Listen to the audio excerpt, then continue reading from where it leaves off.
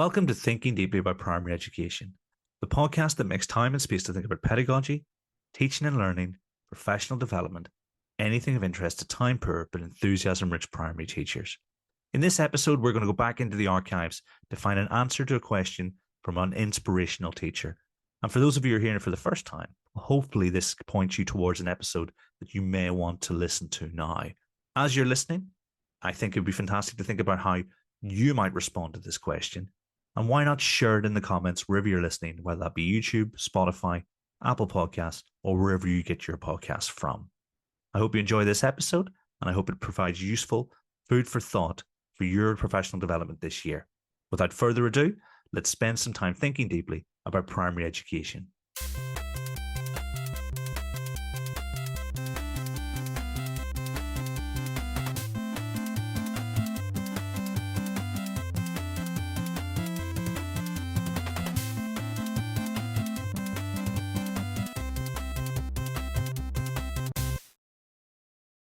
You mentioned there this idea of bodies of knowledge, and from my comparably limited reading of Ausubel, he's not vague, or not particularly vague about what he means by bodies of knowledge. And what I mean by that is he talks about seemingly knowledge being organized in some kind of hierarchical fashion, in which more generalized, you might say, higher order concepts are to some extent above and help to organize concepts that are less general, more specific. Is that the case? Have I got the right end of the stick there?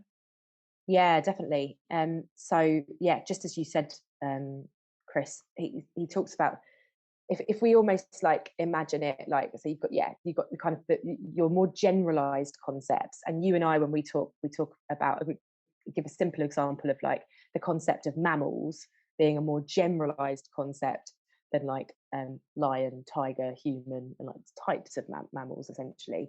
So that more generalized concept would sit above the more kind of specific ideas. And the reason that he talks about it being like that is because these generalized concepts, Ausubel talks about them as being like anchoring ideas. So they help to stabilize more detailed information, such that like if you're going to teach pupils about something, you will consider making sure that they've got these more generalized concepts in mind in order to make sense of the more detailed information.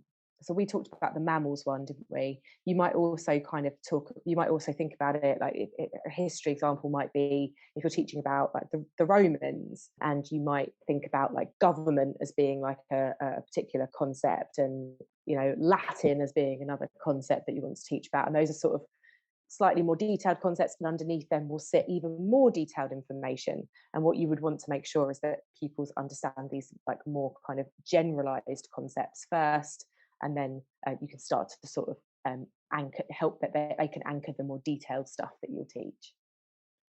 I always thought that this made quite an interesting contrast with bits and pieces that I've read about variation theory. So where there is this idea of learning a concept by looking at lots of different examples, and the variation within those examples allowing you, and the careful choice of variation within those examples allowing you to discern what the concept is.